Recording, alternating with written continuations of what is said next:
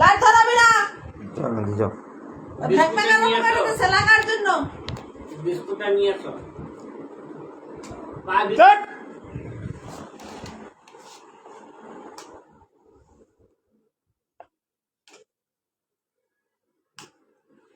বিস্কুটটা নিয়ে আসো ওই তাহলে হেলান দা তাহলে ঢাকা হয়ে গেছে এখানে থাকবি, এখানে আওয়াজ করবি না, ঘরে যা, বিস্কুটটা নিয়ে আসো ওই ঘরে যা।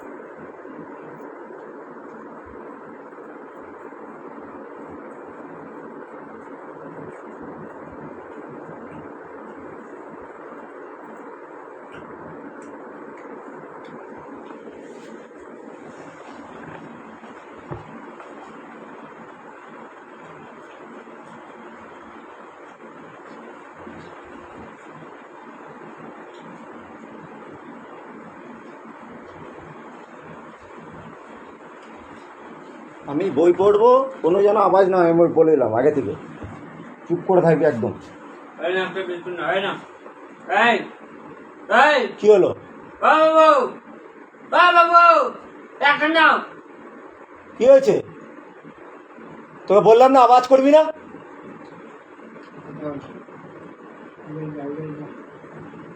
ওই ঘরে যা, ওই ঘরে গিয়ে খাকিয়ে যা। আমি যেন বই পড়ার সময় একটা আওয়াজ না পাই বলিলাম।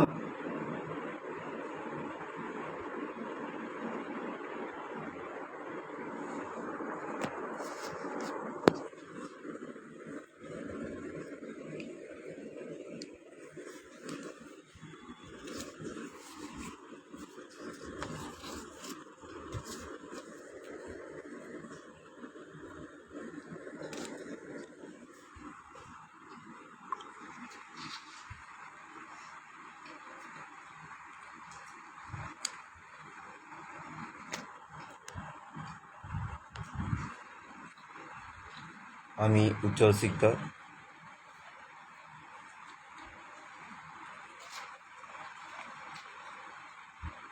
ओम अज्ञानं तिमिरान्धस्य ज्ञानाञ्जना शलाकया चक्षुरुन्मिलितं येन तस्मै श्रीगुरवे नमः। श्रीचैतन्यमनोभीष्टं स्थापितं येन भूतले स्वयं रूप कदामयं ददाति सर्वदान्तिकं। वन्देऽहं श्रीगुरो श्रीयुतपदकमलं श्रीगुरुर्न वैष्णवञ्च। श्रीरूपं साग्रजातं सगण रघुनाथान्वितं तं सजीवं साद्वैतं सावधूतं परिजनसहितं कृष्णचैतन्यदेवं श्रीराधाकृष्णपादानो सगणो ललिता श्रीविशाखान्वितांशम्।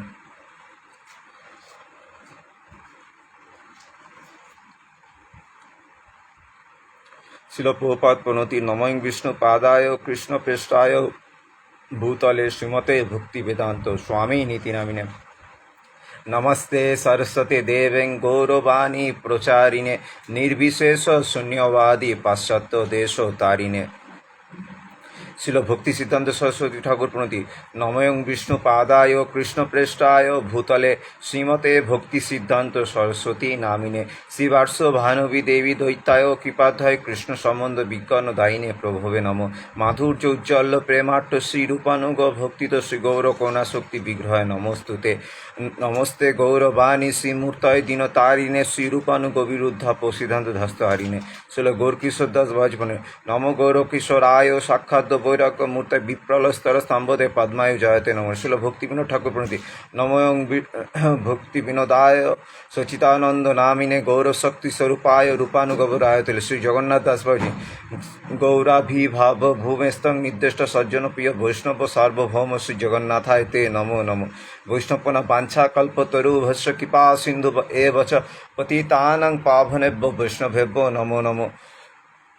गौरांगपन नमो महावदन्नाय कृष्ण प्रेम पदायते कृष्णाय कृष्ण चैतन्य नामने गौर तिसे नमो। মহাপ্রভুর বন্দনা, শ্রী চৈতন্য মহাপ্রভুর বন্দনা। অজানুলম্বিত ভুজৌ কনকাবতাও দৌ সংকীর্তন কপিতর কমলাতাক্ষ বিশ্বম্ভর দ্বিজবর যুগধর্ম পাল বন্দে জগৎ প্রিয়কর করুণাবতার। শ্রী পঞ্চতত্ত্ব প্রণাম। জয় শ্রীকৃষ্ণ চৈতন্য প্রভু নিত্যানন্দ শ্রী অদ্বৈত গদাধর শিবাসাদি গৌর ভক্তবৃন্দ। পঞ্চতত্ত্ব প্রণাম মন্ত্র। পঞ্চতত্ত্বতকং কৃষ্ণ ভক্ত স্বরূপকং ভক্তাবতারাং ভক্তাখ্যাং নমামি ভক্ত শক্তিকং। কৃষ্ণ প্রণাম। হে কৃষ্ণ করুণা সিন্ধু দীনবন্ধু জগৎপতে গোপেশ গোপিকা কান্ত রাধাকান্ত নমস্তুতে। শ্রীমতী রাধারানী প্রণাম। তপ্ত কাঞ্চন গৌরাঙ্গী রাধে বৃন্দাবনেশ্বরী বিশ্বভানু সুতে দেবী প্রণমামি হরিপ্রিয়ে। সম্বন্ধাদিদেব প্রণাম। জয়তাং সুরত পঙ্গমর্ম মধ্যমতে গতি মৎসর্ব পদাম ভজ রাধা মদন মোহন অভিধৌদিদেবনা দিব্যতবিন্দরণ্য কল্পধু মাধব শ্রীমদ রত্নাকার সিংহান শ্রী শ্রী রাধাশীল গোবিন্দদেব পেষ্টালিপি সেবমান স্মরামি। প্রয়োজন ইদপনম শ্রীমান রাস রসরমি বংশীপট তটস্থিত কর্ষণ বিনুস্ত গোপী গোপীনাথ শ্রীহস্তে নমো।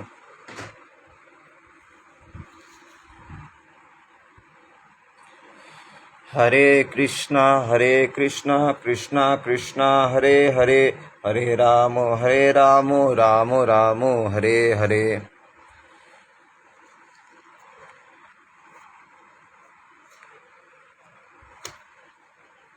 শ্রীল কৃষ্ণদাস কবিরাজ গোস্বামী বিরচিত শ্রী চৈতন্য চরিতামৃত মধ্যলীলা প্রথম খণ্ড, অধ্যায় সার্বভৌম ভট্টাচার্যের উদ্ধার।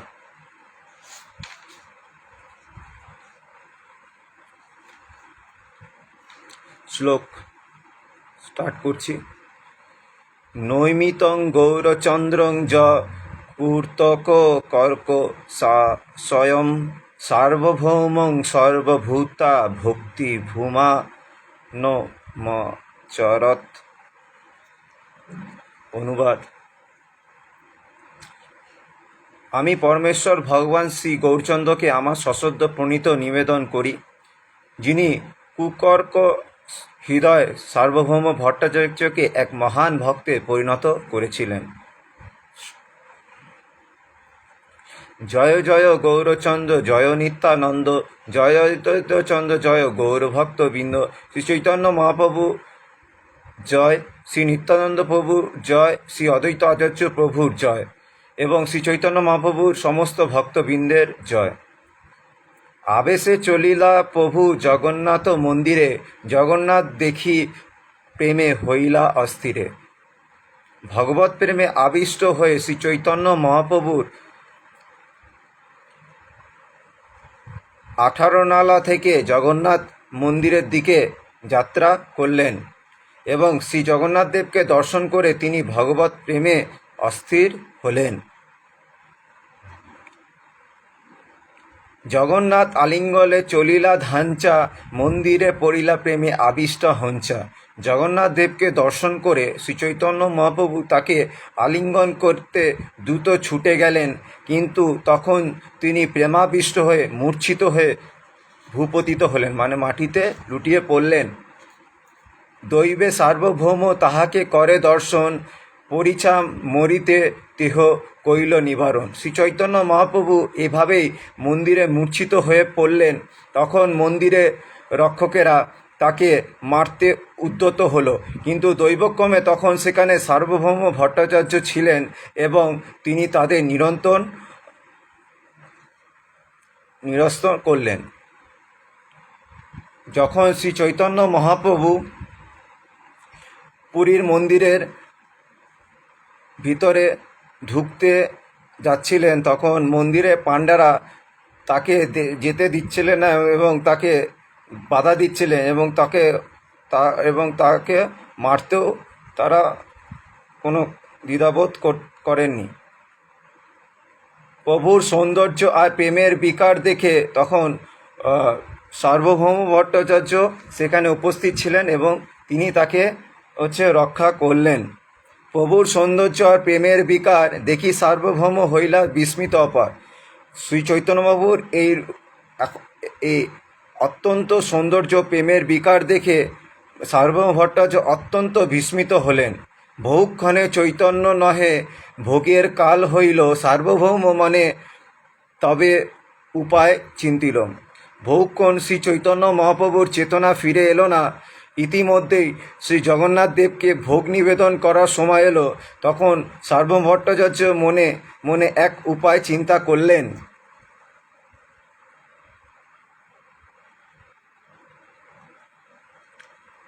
যখন এই সব অবস্থায় শ্রী চৈতন্য মহাপ্রভুর চেতনা ফিরল না, তখন শ্রী জগন্নাথ দেবকে নিবেদন করার সময় চলে এসেছিল এবং সার্বভৌম ভট্টাচার্য কী করে সেটা করবেন তার মাথায় একটা চিন্তার আর উপায় দেখা দিল।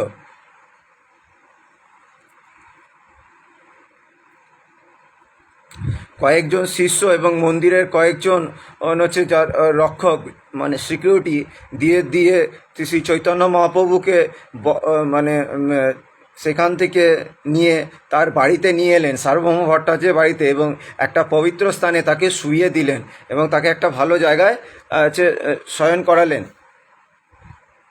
সেই সময় সার্বভৌম ভট্টাচার্য জগন্নাথ মন্দিরের দক্ষিণ দিকে সমুদ্র উপকূলের বালুতটে মার্কণ্ডেয় সরস্তটাতে বাস করতেন। বর্তমানে এই গৃহে গঙ্গা মাতা মঠ নামে প্রসিদ্ধ লাভ করেছে। এখন ওই যেখানে সমুদ্র উপকূলে বালুটাতে যে মার্কণ্ডেয় সরস্তট রয়েছে সেটা এখন গঙ্গা মাতা মঠ নামে পরিচিত হয়েছে। পরবর্তী শ্লোক। শ্বাস প্রশ্বাস নাহি উদর স্পন্দর, দেখিয়া চিন্তিত হইল ভট্টাচার্যের মন। যখন দেখছেন শ্রী চৈতন্য মহাপ্রভুর কোনো শ্বাস প্রশ্বাস এবং স্পন্দন দেখা যাচ্ছে না, তখন সার্বভৌম ভট্টাচার্য অত্যন্ত বিস্মিত হয়ে শ্রী চৈতন্য মহাপ্রভুর দেহ পরীক্ষা করে দেখলেন যে তার নাসিকার শ্বাস প্রশ্বাস চলছে না এবং উদরে পেটের মধ্যে কোনো স্পন্দন, যেরকম হৃৎপিণ্ডে শ্বাস প্রশ্বাস নিলে ধুক ধুক করে, সেই স্পন্দন নেই। তখন এই অবস্থা দেখে সার্বভৌম ভট্টাচার্য অত্যন্ত চিন্তিত হলেন।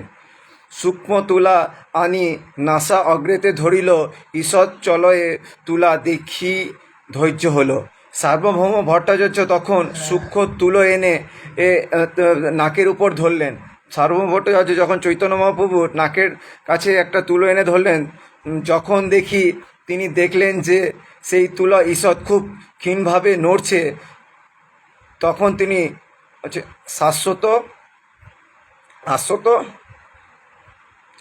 আশ্বস্ত হলেন। বসি ভট্টাচার্য মনে করেন বিচার, এই কৃষ্ণ মহাপ্রেমের সাত্ত্বিক বিকার। শ্রী চৈতন্য মহাপ্রভুর পাশে বসে তিনি ভাবলেন যে এটি কৃষ্ণ মহাপ্রেমের সাত্ত্বিক বিকার ছাড়া আর কিছুই নয়। সুদীপ্ত সাত্ত্বিক এই নাম যে প্রলয়, নিত্যসিদ্ধ ভক্তে সে সুদীপ্ত ভাব লয়। সার্বভৌম ভট্টাচার্য তখন বুঝতে পারলেন এটি কৃষ্ণপ্রেমজনিত সুদীপ্ত সাত্ত্বিক ভাব এবং তার নাম প্রলয়। নিত্যসিদ্ধ ভক্তেরাই কেবল এই ভাব দেখা দেয়। অধীরূঢ় ভাব যার, তার এই বিকার মনুষ্যের দেহে দেখি বড় চমৎকার। সার্বভৌম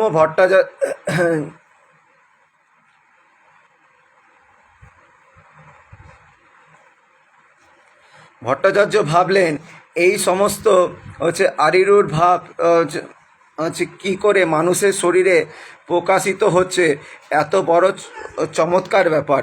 সুদীপ্ত সাত্ত্বিক শব্দটির অর্থ বিশ্লেষণ করে শ্রীল ভক্তি সিদ্ধান্ত সরস্বতী ঠাকুর বলেছেন, ভক্তি রসামৃত সিন্ধু গ্রন্থে শুদ্ধ ভক্তের শরীরের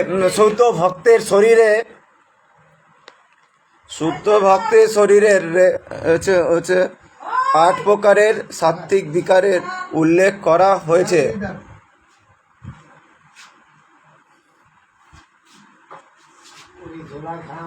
শুদ্ধ ভক্তের শরীরে 8 প্রকারের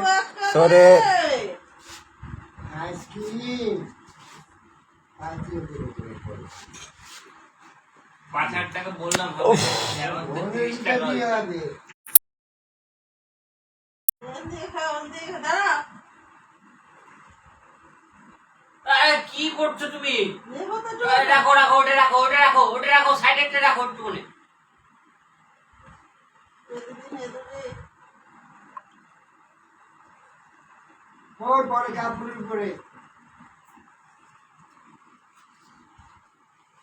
একজন একটু কথা বলবো।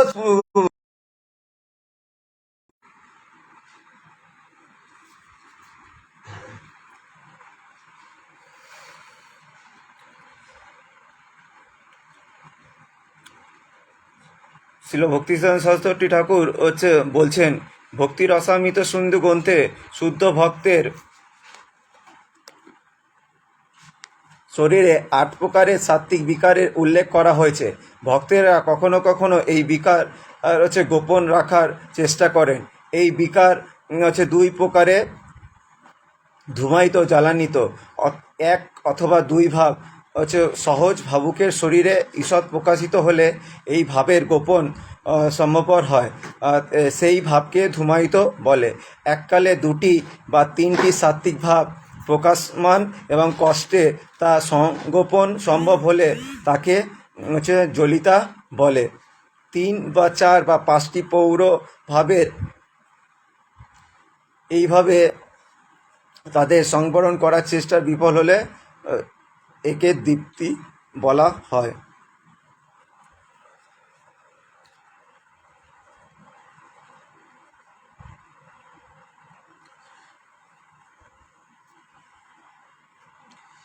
এককালে 5-6টি অথবা সকল ভাব প্রকাশিত হয়ে প্রেমের পরম উৎকর্ষার আরোহণ করতে তাকে উদ্দীপ্ত করে। উদ্দীপ্ত ভাবসমূহের প্রকারভেদে কোনো স্থলে সুদীপ্ত বলে আখ্যাত হয়। সাত্ত্বিক ভাবসমূহ কোটি গুণগত হয়ে পরম উৎকর্ষা লাভ করে যখন প্রেম পরকাষ্ট প্রেম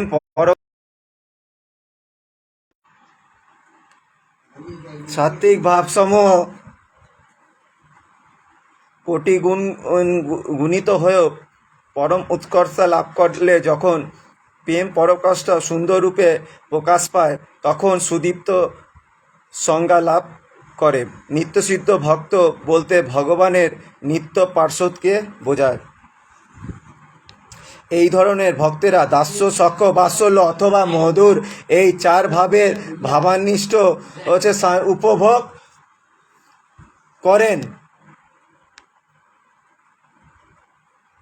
অধীরূঢ় ভাব যার, তার এক বিকার মনুষ্যের দেহে দেখি বড় চমৎকার। সার্বভৌম ভট্টাচার্য বললেন, এই সমস্ত আবির্ভাব কি করে মানুষের শরীরে প্রকাশিত হচ্ছে, এত বড় চমৎকার ব্যাপার। এত চিন্তি ভট্টাচার্য আছেন বসিয়া নিত্যানন্দাদি সিংহধারে মিলিল আসিয়া। গিয়ে বসে সার্বভৌম ভট্টাচার্য এখানে এইভাবে যখন চিন্তা করছিলেন তখন নিত্যানন্দ প্রভু আদি শ্রী চৈতন্য মহাপ্রভুর পার্শ্বদেরা মন্দিরে সিংহদ্বারে এসে মিলিত হলেন। তাহা শুনে লোকে কহে, অনন্যবাদ এক সন্ন্যাসী আসি দেখি জগন্নাথ মূর্ছিত হইল, চেতন না হয় শরীরে, সার্বভৌম লঞ্চা গেলা আপনার ঘরে।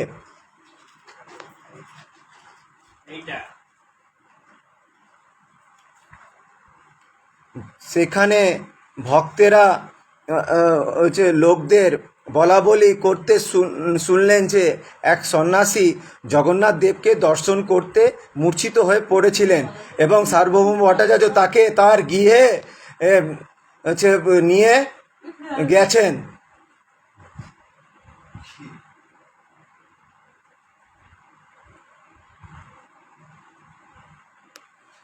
শুনি সবে জানিলা এই মহাপ্রভুর কার্য, হীনকালে আইলা তাহা গোপীনাথাচার্য।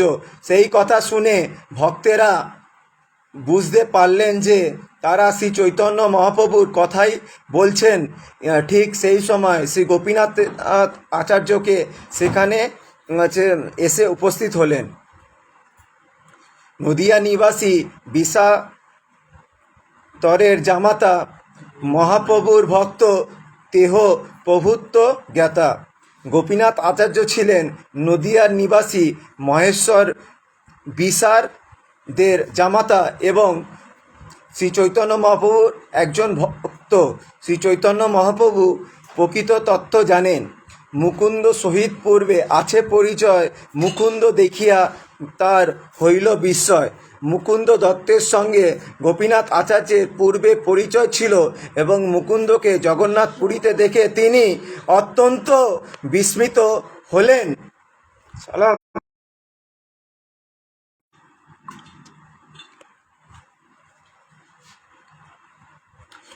মুকুন্দ তাহারে দেখি কইল নমস্কার, দেহ আলিঙ্গিয়া পুছে প্রভুর সমাচার। মুকুন্দ দত্তের সঙ্গে যখন গোপীনাথ আচার্যের সাক্ষাৎ হলো, তখন মুকুন্দ দত্ত তাকে প্রণীত নিবেদন করলেন। তাকে আলিঙ্গন করে গোপীনাথ আচার্যের শ্রী চৈতন্য মহাপ্রভুর সংবাদ জিজ্ঞাসা করলেন। মুকুন্দ কহে, প্রভুর ইয়া হইল আগমনে, আমি সব আছি মহাপ্রভুর সনে। মুকুন্দ দত্ত উত্তর দিলেন, মহাপ্রভু ইতিমধ্যেই এখানে এসে গেছেন, আমরা সকলে মহাপ্রভুর সঙ্গে এসেছি। নিত্যানন্দ গোসাঞ্চি কে আচার্য কইল নমস্কার, সবে মিলি পুছে প্রভুর বার্তা বারবার। নিত্যানন্দ প্রভুকে দেখে গোপীনাথ আচার্য তাকে তার প্রণীত নিবেদন করলেন। এইভাবে সমস্ত ভক্তগণ বারবার শ্রী চৈতন্য মহাপ্রভুর কথা জিজ্ঞাসা করতে লাগলেন। মুকুন্দ কহে, মহাপ্রভুর সন্ন্যাস করিয়া নীলাচলে আইলা সঙ্গে আমা সবালঞ্চা। মুকুন্দ দত্ত বললেন, সন্ন্যাস গ্রহণ করে শ্রী চৈতন্য মহাপ্রভু জগন্নাথ পুরীতে এসেছেন এবং তিনি আমাদের সকলকে তার সঙ্গে নিয়ে এসেছেন। আমা সবা ছাড়ি আগে গেলা দর্শনে, আমি সব পাছে আইলাঙ্গ তার অন্বেষণে। আমাদের সকলকে ছেড়ে তিনি আগে জগন্নাথ দেবকে দর্শন করতে এসেছেন এবং আমরা সকলে পিছন পিছন তার অন্বেষণ করতে করতে এসেছি। অনন্যে লোকের মুখে সে কথা শুনিল, সার্বভৌম গৃহে প্রভু অনুমান কইল। অন্যান্য লোকের মুখে সে সমস্ত কথা শুনলাম, তাতে মনে হচ্ছে তিনি সার্বভৌম ভট্টাচার্যেরই গৃহে রয়েছেন। ঈশ্বর দর্শনে প্রভু প্রেমে অচেতন, সার্বভৌম লঞ্চা গেলা আজ আপন ভবন।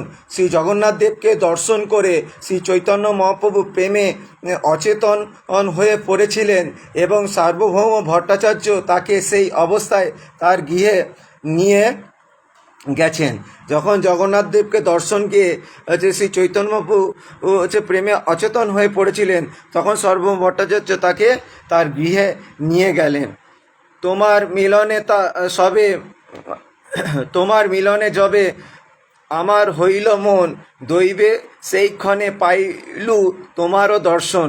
আমার মন যখন তোমার সঙ্গে সাক্ষাৎ করার ইচ্ছা হলো, দৈবক্রমে তখন তোমার দর্শন পেলাম। চলো সবে যাই সার্বভৌমের ভবন, প্রভু দেখি পাছে করিব ঈশ্বর দর্শন। চলো আমরা সকলেই সার্বভৌম ভট্টাচার্যের গিয়ে শ্রী চৈতন্য মহাপ্রভুকে দর্শন করি এবং পরে আমরা শ্রী জগন্নাথ দেবকেও দর্শন করব।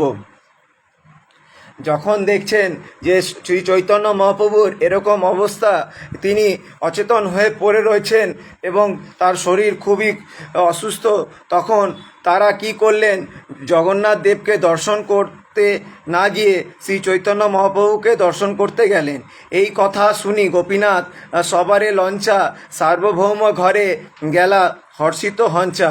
সেই কথা শুনে অত্যন্ত আনন্দিত হয়ে গোপীনাথ আচার্য মহাপ্রভুর সমস্ত ভক্তদেরকে নিয়ে সার্বভৌম ভট্টাচার্যের গৃহে গেলেন। সার্বভৌম স্থানে গিয়া প্রভুকে দেখিল, প্রভু দেখি আচার্যের দুঃখ হর্ষ হইল। যখন সার্বভৌম ভট্টাচার্য শ্রী চৈতন্য মহাপ্রভুকে দেখলেন, তখন তিনি আশ্চর্যে খুব দুঃখ ও কষ্ট পাচ্ছিলেন। সার্বভৌম ভট্টাচার্য গিয়ে যখন চৈতন্য মহাপ্রভু অচেতন অবস্থা দর্শন করলেন, তাকে সেই অবস্থায় দেখে গোপীনাথ আচার্য এর অত্যন্ত দুঃখ হলো এবং তার আবার সেই সঙ্গে মহাপ্রভুকে পেয়ে তারা খুব আনন্দিত হলেন। সার্বভৌম জানাঞ্চা সবানিল অভ্যন্তরে নিত্যানন্দ গোসাঞ্চির তেহে কইল নমস্কার। সার্বভৌম ভট্টাচার্যের অনুমতি নিয়ে গোপীনাথ আচার্য সমস্ত ভক্তদের গিয়াম্বন্তরে নিয়ে গেলেন এবং নিত্যানন্দ প্রভুকে দেখে সার্বভৌম ভট্টাচার্য সশ্রদ্ধ প্রণীত নিবেদন করলেন। সভা সহিত যথাযোগ্য করিল মিলন, প্রভু দেখি সবার হইল হর্ষিত মনু।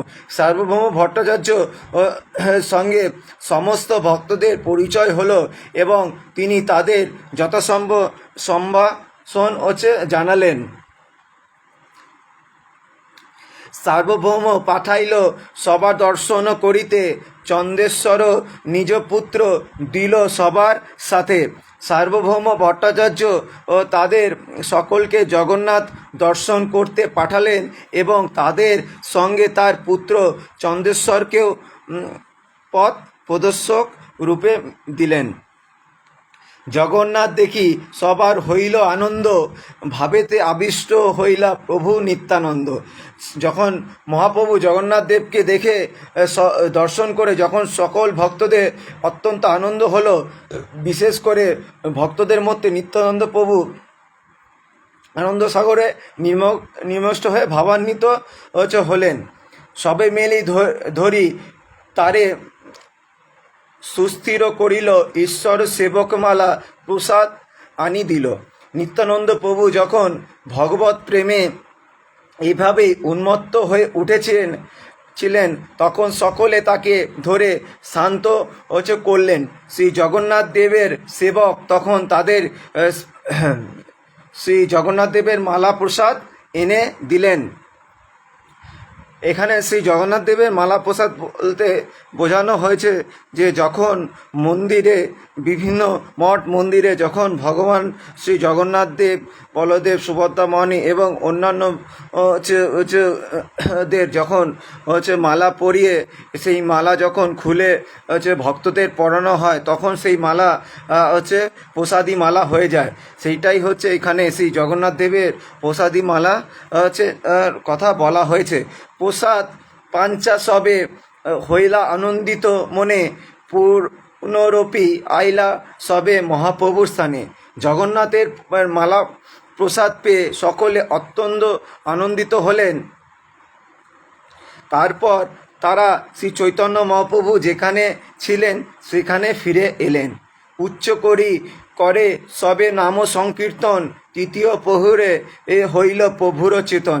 সমস্ত ভক্তেরা তখন উচ্চস্বরে হরে কৃষ্ণ মহামন্ত্র, হরে কৃষ্ণ কৃষ্ণ কৃষ্ণ হরে হরে, হরে রাম রাম রাম হরে হরে কীর্তন করতে লাগলেন এবং তার সঙ্গে উচ্চস্বরে বলতে লাগলেন। তারা বলছিলেন তারা উচ্চস্বরে তারা এইটাই বলছিলেন, হরিহরায় নম কৃষ্ণ যাদবায় নম, যাদবায় মাধবায় কেশবায় নম।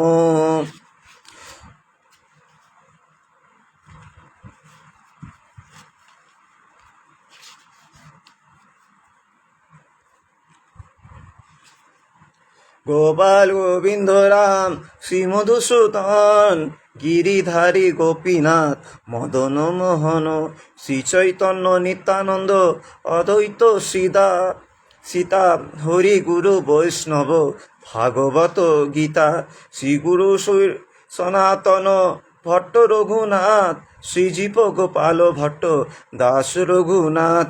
এই 6 গোসাঁচির করি চরণ বন্দন, যাহা হইতে বিঘ্ন নাশ অভীষ্ট পূরণ। এই 6 গোসাঁচি যার মুঞ্চি তার দাস, তার সবার পদ রেণু মোর পঞ্চগাস। তাদের চরণ সেবী ভক্ত সনে বাস, জনমে জনমে হয় এই অভিলাষ। এই 6 গোসাঁচি যবে ব্রজে কইলা বাস, রাধা কৃষ্ণ নিত্য লীলা করিলা প্রকাশ। আনন্দে বল হরি ভজ বৃন্দাবন, শ্রী গুরু বৈষ্ণব পদে মজাইয়া মন। শ্রী গুরু বৈষ্ণব পাদ পদ্ম করি আস, নাম সংকীর্তন করে নরোত্তম দাস।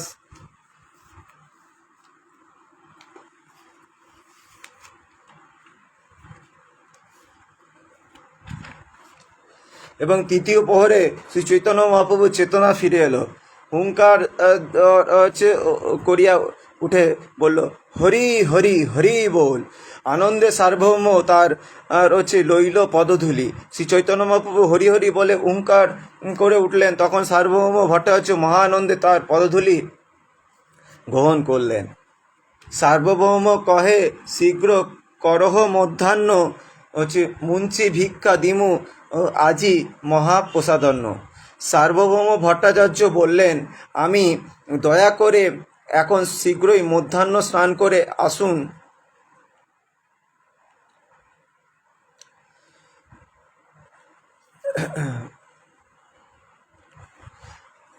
চৈতন্য মহাপ্রভুকে বলছেন, আজ আমি আপনাকে জগন্নাথ দেবের মহাপ্রসাদ নিবেদন করব।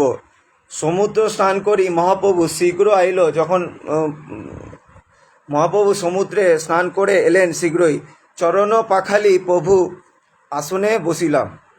সমুদ্র স্নান করে যখন শ্রী চৈতন্য মহাপ্রভু এবং তার ভক্তেরা শীঘ্রই ফিরে এলেন, তারপর পাদ প্রক্ষালন করে প্রসাদ গ্রহণ করার পর মহাপ্রভু আসনে বসলেন। বহুত প্রসাদ সার্বভৌম আনাইল, তবে মহাপ্রভু সুখে ভোজন করিল। যখন সার্বভৌম ভট্টাচার্য জগন্নাথ মন্দির থেকে বহু রকমের মহাপ্রসাদ 56 ভোগ আনিয়াছিলেন, তখন মহাপ্রভু সেই মহাপ্রসাদ পেয়ে খুব ভোজন করে শান্ত হয়েছিলেন এবং শান্তি পেয়েছিলেন। সুবর্ণ থালির অন্ন উত্তম ব্যঞ্জন, ভক্তগণ সঙ্গে প্রভু করেন ভোজন। সোনার থালায় শ্রী চৈতন্য মহাপ্রভুকে অন্ন এবং অতি উত্তম ব্যঞ্জন নিবেদন হয়েছিল এবং তার ভক্তের সঙ্গে মহাপ্রভু সেই প্রসাদ গ্রহণ করলেন। সার্বভৌম পরিবেশন করেন আপনে, প্রভু কহে মোরে দেহ লাফরা ব্যঞ্জনে। সার্বভৌম ভট্টাচার্য নিজেই পরিবেশন করছিলেন। শ্রী চৈতন্য মহাপ্রভুকে অনুরোধ করলেন, দয়া করে আমাকে কেবল লাফরা ব্যঞ্জন দিন। এখানে একটা ব্যঞ্জনের কথা বলা আছে, সেটা হচ্ছে লাফরা ব্যঞ্জন। এখানে লাফরা ব্যঞ্জন হচ্ছে এক প্রকারের 5 মিশালি সবজি ব্যঞ্জন। সেই সমস্ত সবজিগুলি একত্রে সিদ্ধ করে 5 ফোড়নের সেকা দিয়ে অত্যন্ত সরলভাবে রান্না করা হয়। পিঠা পানা দেহ তুমি ইহা সবাকারে, তবে ভট্টাচার্য কহে ঝুড়ি 2 করে। পিঠা পানাগুলি আপনি এদের সকলকে দিন। সেই কথা শুনে সার্বভৌম ভট্টাচার্য হাত জোর করে বললেন, মানে নমস্কার করে বললেন, জগন্নাথ করিয়াছেন ভোজন,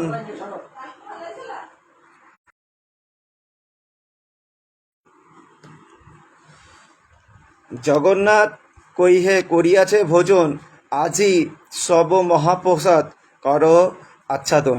শ্রী জগন্নাথ কিভাবে আজ ভোজন করেন তা আচ্ছাদন করার জন্য আপনি আজ এই সমস্ত মহাপ্রসাদ গ্রহণ করুন। এত বলি পিঠা পানা সব খাওয়াইলা, ভিক্ষা করাঞ্চা আচমন করাইলা। এই বলে শ্রী চৈতন্য মহাপ্রভু পিঠা পানা ইত্যাদি সমস্ত উপায়ে খাদ্য ভোজন করালেন এবং তারপর ভোজন সমাপ্ত হলে তাকে আচমন করলেন। আজ্ঞা মাগি গেলা গোপীনাথ আচার্যকে লঞ্চা, প্রভুর নিকট আইলা ভোজন করিঞ্ছা। শ্রী চৈতন্য মহাপ্রভু এবং তার ভক্তদের আদেশ নিয়ে সার্বভৌম ভট্টাচার্য গোপীনাথ আচার্যকে নিয়ে ভোজন করতে গেলেন এবং ভোজান্তে আর তারা শ্রী চৈতন্য মহাপ্রভুর কাছে ফিরে এলেন। নম নারায়ণ বলি নমস্কার কইল, কৃষ্ণে মতিরস্ত বলি গোসাঞ্চি কহিল। শ্রী চৈতন্য মহাপ্রভুকে প্রণাম করে সার্বভৌম ভট্টাচার্য বললেন, নম নারায়ণ। তার উত্তরে শ্রী চৈতন্য মহাপ্রভু বললেন, কৃষ্ণে মতিরস্ত। শুনি সার্বভৌম মনে বিচার করিল, বৈষ্ণব সন্ন্যাসী ইহ বচনে জানিল। সেই কথা শুনে সার্বভৌম ভট্টাচার্য বুঝতে পারলেন যে শ্রী চৈতন্য মহাপ্রভু হচ্ছেন বৈষ্ণব সন্ন্যাসী। গোপীনাথ আচার্যের কাছে সার্বভৌম গোসাঞ্চি জানিতে চাহি আহা পূর্বাশ্রম। সার্বভৌম ভট্টাচার্য তখন গোপীনাথ আচার্যকে জিজ্ঞাসা করলেন, আমি এই সন্ন্যাসীটির পূর্বাশ্রমের কথা জানতে চাই। গোপীনাথ আচার্যের কথা কহে, নবদ্বীপে ঘরে জগন্নাথ নাম পদবী মিশ্র পুরন্দর। গোপীনাথ আচার্য উত্তর দিলেন, জগন্নাথ নামে এক ব্যক্তি ছিলেন, যার নিবাস ছিল নবদ্বীপে এবং তার পদবী ছিল মিশ্র পুরন্দর।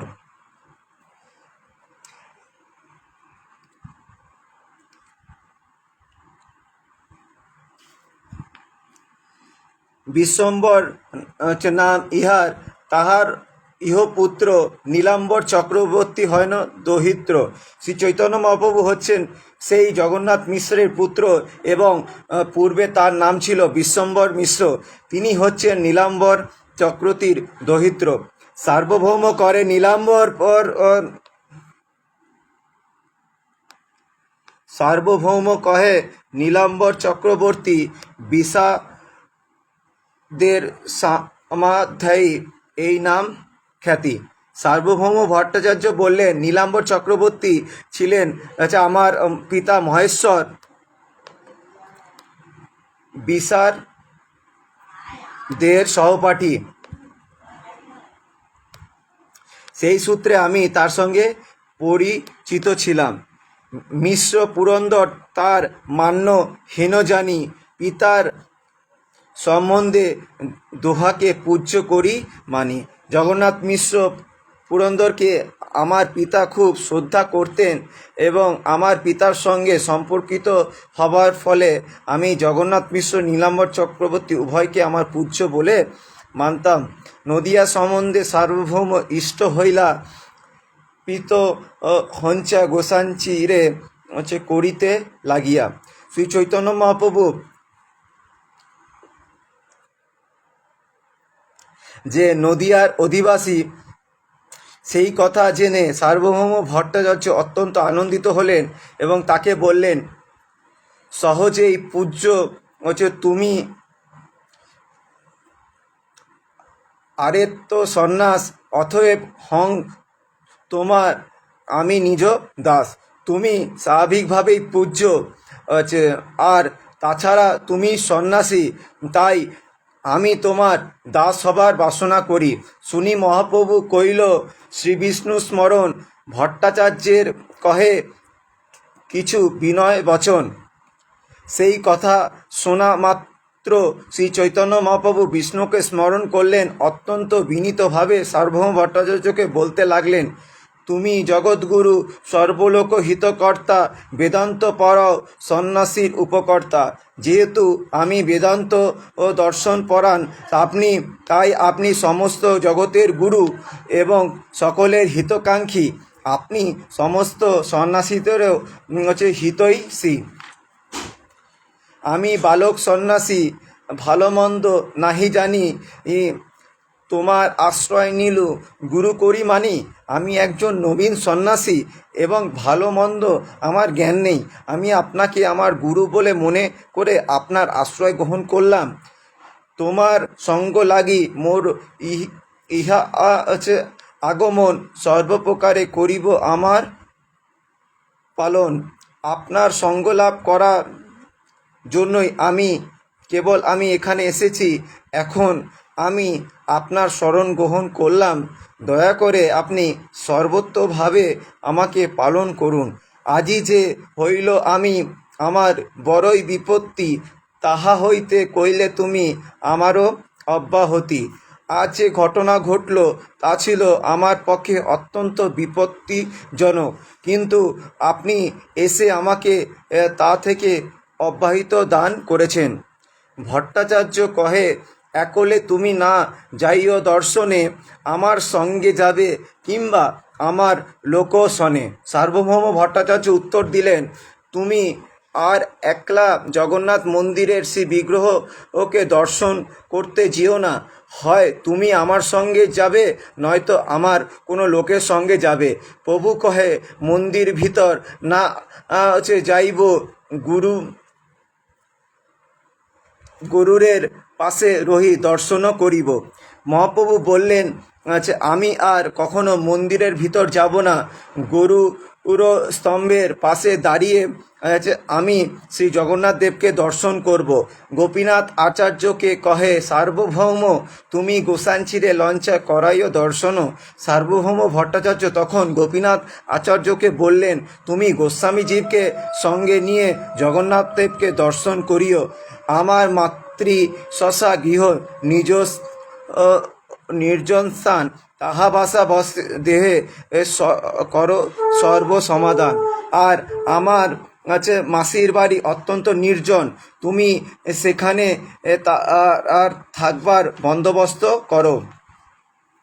গোপীনাথ প্রভু লঞ্চা তাহা বাসা দিল, জলপাত্রাদিক সর্ব সমাধান করিল।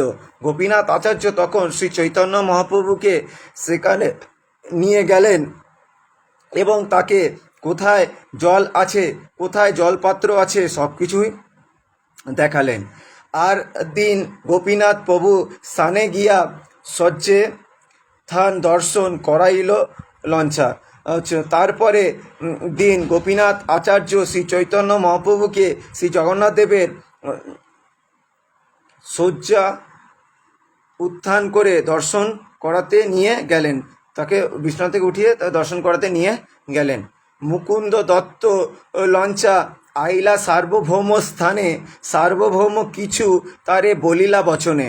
গোপীনাথ আচার্য তারপর মুকুন্দ দত্তকে নিয়ে সার্বভৌম ভট্টাচার্যের বাড়ি গেলেন। তারা যখন এসে পৌঁছলেন, তখন সার্বভৌম ভট্টাচার্য মুকুন্দ দত্তকে বললেন, প্রকৃতি বিনীত সন্ন্যাসী দেখি সুন্দর, আমার বহু প্রীতি বাড়ে ইহার ওপর। এই সন্ন্যাসীর প্রকৃতি অত্যন্ত বিনীত এবং তাকে দেখেও খুব সুন্দর, তার ফলে তার প্রতি আমার স্নেহ উত্তরোত্তর বেড়েই চলেছে। কোন সম্প্রদায় সন্ন্যাস করাছেন গ্রহণ, কিবা নাম ইহার শুনিতে হয় মন। কোন সম্প্রদায় ইনি সন্ন্যাস গ্রহণ করেছেন এবং তার নাম কি তা জানতে আমি অত্যন্ত ব্যগ্র। গোপীনাথ কহে, নাম কৃষ্ণ, শ্রীকৃষ্ণ চৈতন্য, গুরু ইহার কেশব ভারতী মহাধন্য। শ্রী গোপীনাথ আচার্য উত্তর দিলেন যে ওনার নাম হচ্ছে, তার নাম হচ্ছে শ্রী কৃষ্ণ চৈতন্য এবং তার সন্ন্যাস গুরু হচ্ছেন মহাভাগ্যবান কেশব ভারতী। সার্বভৌম কহে, ইহার নাম সর্বোত্তম, ভারতী সম্প্রদায় ইহ হয়েক মধ্যম।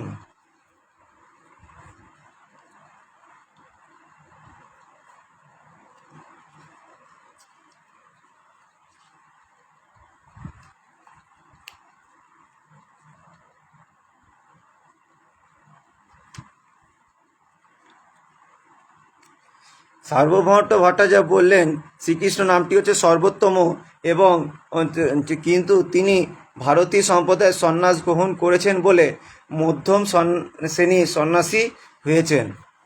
গোপীনাথ কহে, ইহা নাহি পাহাপেক্ষা, অতএব বড় সম্প্রদায় নাহিক অপেক্ষা। গোপীনাথ আচার্য উত্তর দিলেন, শ্রীকৃষ্ণ চৈতন্য মহাপ্রভুর বাহিক্য বিচার বিবেচনা অপেক্ষা করেন না, তাই বড় সম্প্রদায় সন্ন্যাস গ্রহণ করার কোনো প্রয়োজন তিনি মনে করেননি। ভট্টাচার্য কহে, ইহার পৌর যৌবন কেমেতে সন্ন্যাস ধর্ম হইবে রক্ষণ।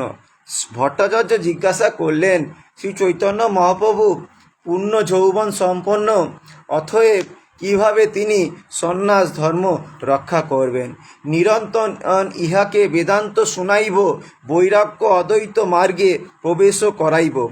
আমি একে নিরন্তর বেদান্ত দর্শন শোনাব এবং বৈরাগ্য ও অদ্বৈত মার্গে প্রবেশ করাব। কহেন যদি পুনরপি যোগপট্ট দিয়া সংস্কার করিয়ে উত্তম সম্প্রদায় আনিয়া। সার্বভৌম ভট্টাচার্য তখন প্রস্তাব করলেন, শ্রী চৈতন্য মহাপ্রভু যদি চান তাহলে আমি তাকে পুনরায় যোগপট্ট অর্থাৎ সন্ন্যাসীদের বেশ বিশেষ দান করে সংস্কার করিয়ে উত্তম সম্প্রদায় নিয়ে আসতে পারি।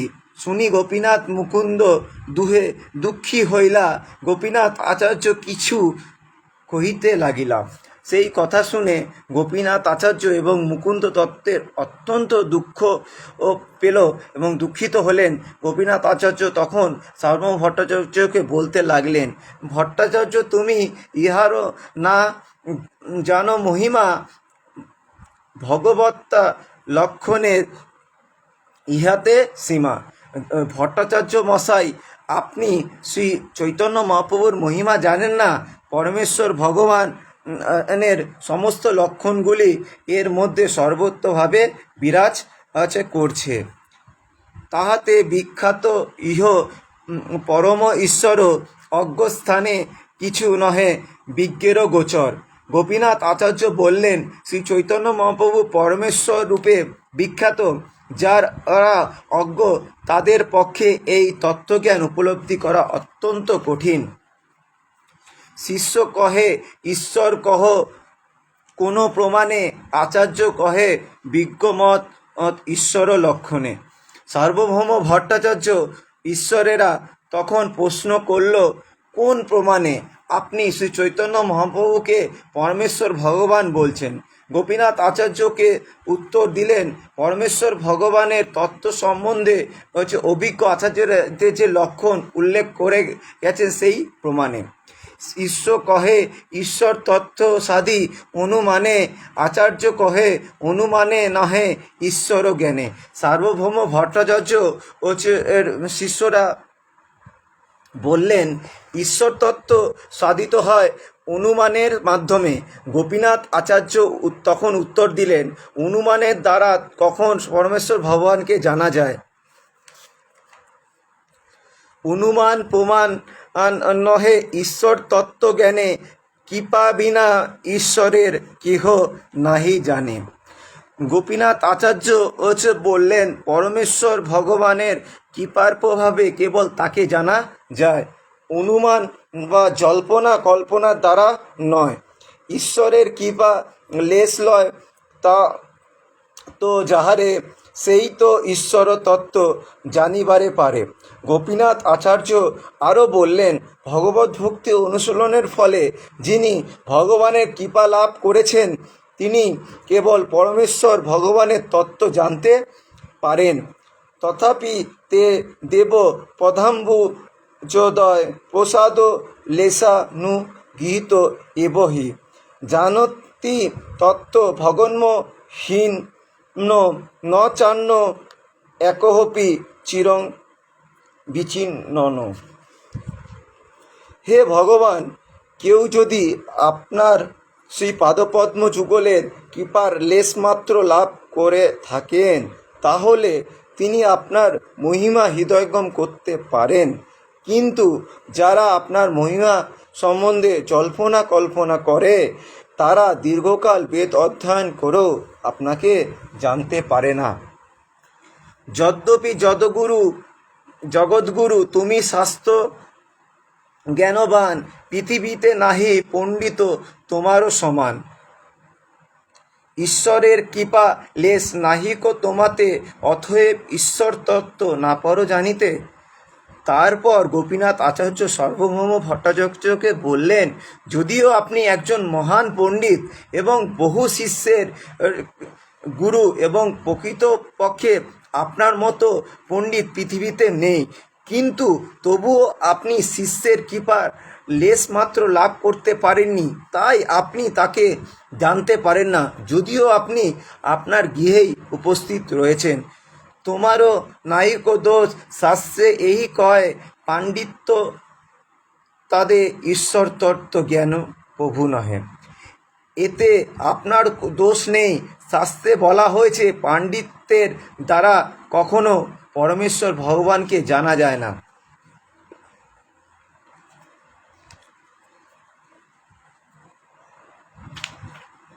সার্বভৌম কহে আচার্য কহ সাবধানে, তোমাতে ঈশ্বর কৃপা ইথে কি প্রমাণে।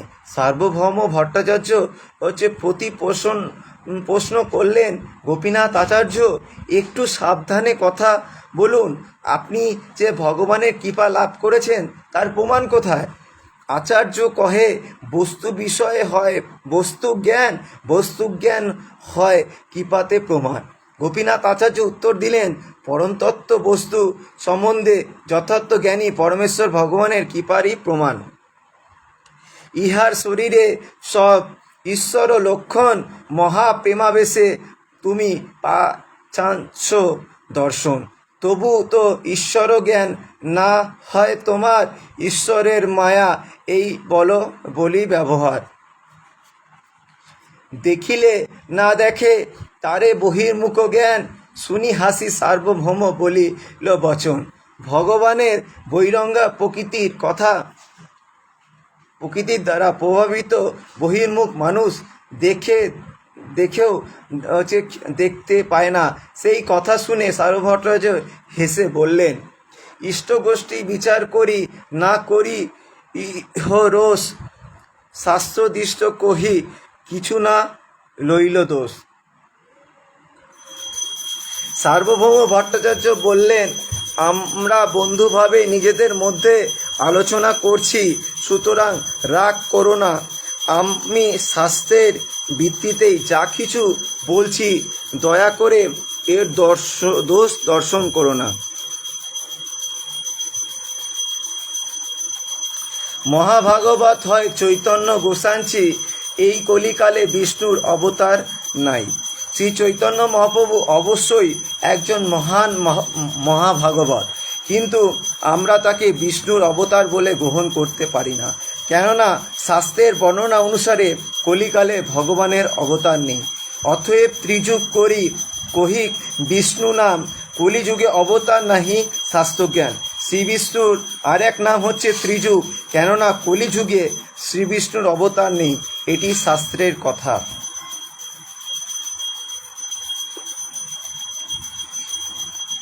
শুনিয়া আচার্য কহে, দুঃখী হঞ্চা মনে, শাস্ত্রজ্ঞ করিঞ্চা তুমি করো অভিমানে।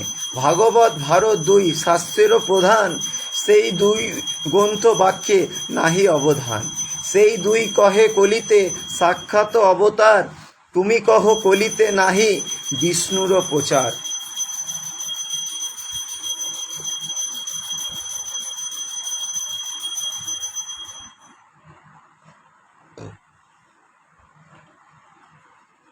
সেই কথা শুনে গোপীনাথ আচার্য অত্যন্ত দুঃখিত হয়ে বললেন, আপনি নিজেকে শাস্ত্রজ্ঞ বলে অভিমান করেন। শ্রীমদ্ ভাগবত মহাভারত এই দুটি শাস্ত্র সমস্ত বৈদিক শাস্ত্রের মধ্যে সবচাইতে গুরুত্বপূর্ণ, কিন্তু তাতে যে নির্দেশ দেওয়া হয়েছে সেই সম্বন্ধে আপনি অবগত হন। সেই দুই শাস্ত্রে বলা হয়েছে যে কলিযুগে ভগবান সাক্ষাৎ অবতরণ করেন, কিন্তু আপনি বলছেন কলিযুগে শ্রী বিষ্ণুর অবতার নেই। কলিযুগে লীলাবতার না করেন ভগবান, অথেব ত্রিযুগ কহি তারও নাম। কলিযুগে ভগবানের লীলা অবতার নেই, তাই তার নাম ত্রিযুগ। প্রতিযুগে করেন কৃষ্ণ যুগ অবতার, তর্কনিষ্ঠ হৃদয় তোমার নাহিক বিচার।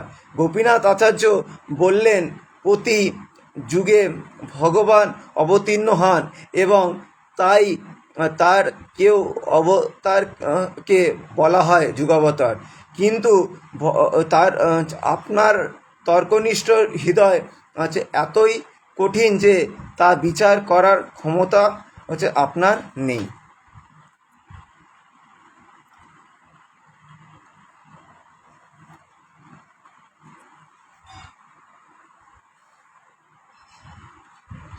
আপাতত আজ এখানেই সমাপ্ত।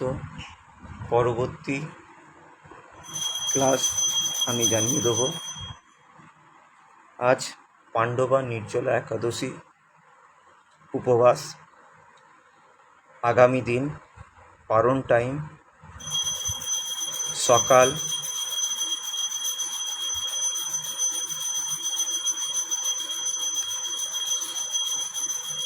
4:52 থেকে সকাল 9:24 পর্যন্ত।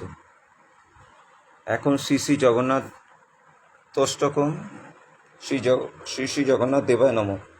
কদাচিৎ কালিন্দী তট বিপিন সঙ্গীত রব মুদাভিরি নারী বদন কমলা সদ মধুপ রমা শম্ভু ব্রহ্মা মরপতি গণেশাচ্যুত পদ জগন্নাথ স্বামী নয়ন পথগামী ভবতু মে। ভুজে সর্বে বেনুম শিরসি সিকি পিচ্ছম কোটিতটে দুকুলং নেত্রান্তে সহচর কটাক্ষং বিতততে সদা শ্রীমৎ বৃন্দাবন বসতি লীলা পরিচয় জগন্নাথ স্বামী নয়ন পথগামী ভবতু মে।